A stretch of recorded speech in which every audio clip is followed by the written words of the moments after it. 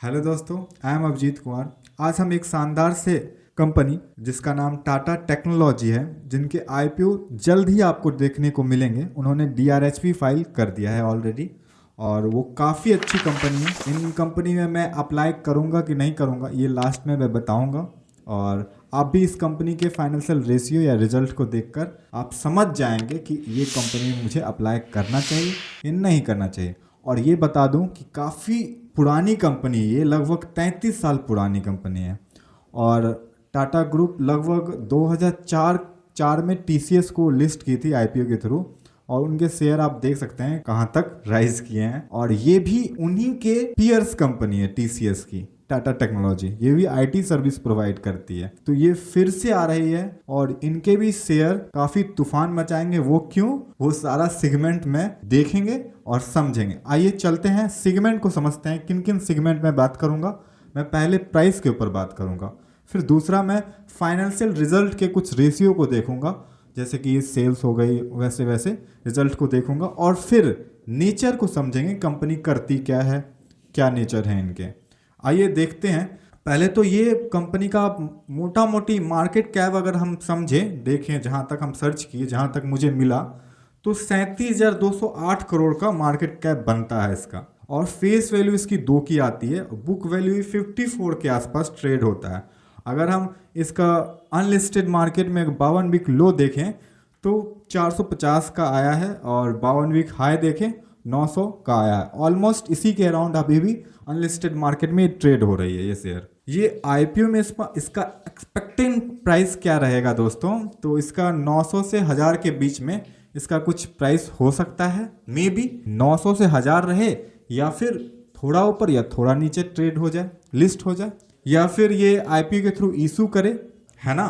तो अब दूसरा मैं सवाल जो इसका फाइनेंशियल रिजल्ट पे था, तो अगर आप इसकी रेवेन्यू को देखें, पिछले जितने भी क्वार्टर हैं या जितने भी ईयर हैं, उनमें से सबसे अच्छा रिजल्ट इसी बार रेवेन्यू यानी नेट सेल्स काउंट किया है, जो लगभग 3530 करोड़ का रेवेन्यू निकल कर आता है। अगर हम टोटल इनकम को भी देखें ना, तो पिछले जितने भी क्वार्टर हैं, जितने भी ईयर हैं, तो उनमें 3580 करोड़ का लगभग ये टोटल इनकम आता है इन कंपनी का। अगर हम ऑपरेटिंग प्रॉफिट को देखें तो अप्रॉक्स 695 करोड़ का पिछले जितने भी क्वार्टर हैं सबसे लाजवाब इसी क्वार्टर में रहा है। और अगर हम नेट प्रॉफिट को भी देखें तो पिछले जितने भी क्वार्टर हैं, ये तो कॉमन हो गया, 437 करोड़ का रहा। टोटल एसेट को भी देख लें तो 4218 करोड़ का रहा। तो हमें इनके फाइनेंशियल रेशियो को अच्छे से समझा, और ये भी देखा कि टाटा ग्रुप की ही एक कंपनी है, और इनके प्रमोटर टाटा मोटर्स हैं, जिनमें ये होल्ड रखती है 74 के आसपास। लेकिन आगे समझेंगे, मतलब ये 20% जो होल्डिंग है ना, ये ओएफएस के जरिए मार्केट में दे रही है अपने शेयर को, पब्लिक को। अगर आप शेयर पैटर्न को समझने की कोशिश करें तो यहाँ पर आपको 3 आदमी हैं जो शेयर को दे रहे हैं ओएफएस के जरिए मार्केट में अपने। और टाटा ग्रुप के पास पैसे जाएगी टाटा मोटर्स के पास बेसिकली। तो टाटा मोटर्स बेसिकली अपने डेट वेट कम करेगी, basically electric Motors, electric vehicles में काम करेगी, और काफ़ी अच्छा काम होगा। तो शेयर पैटर्न इसके 7.26% अल्फा टीसी होल्डिंग था इनका, ठीक है। ये भी अपना होल्डिंग 2.4% ओएफएस के जरिए मार्केट में देगी। और अदर्स, अगर अदर्स की बात करें, 3.63% इनका होल्डिंग था अदर्स का। ये 1.2% बेच रही है, ठीक है, ओएफएस के जरिए।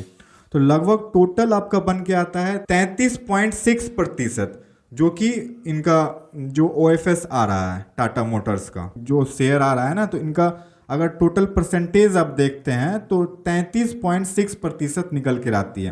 तो आप समझ सकते हैं इतनी अच्छी आईपीओ आ रही है, और अच्छा ग्रुप है, प्रमोटर ग्रुप है। लास्ट जो सेगमेंट था, नेचर, कंपनी के नेचर को जो समझने का था, तो कंपनी का नेचर क्या है दोस्तों। कंपनी एक तो टाटा ग्रुप की एक सब्सिडरी है, मतलब बोला जाए तो आप टाटा मोटर्स की है।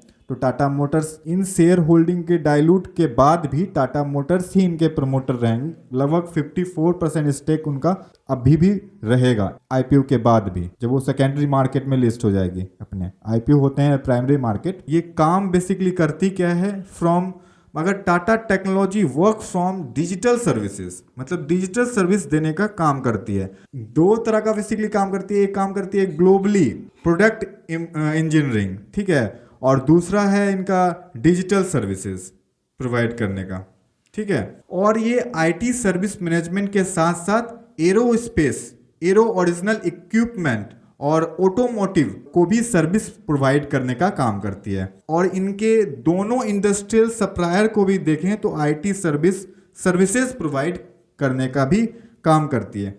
और जहां तक हम इनके फाइनेंशियल रिजल्ट और इन कंपनी को समझ पाए हैं और जहां तक आपको समझा पाए हैं, मोटा मोटी आप ये समझ लें कि काफ़ी अच्छी कंपनी है और आईटी सेक्टर में एक नया तूफान आ सकता है दोस्तों।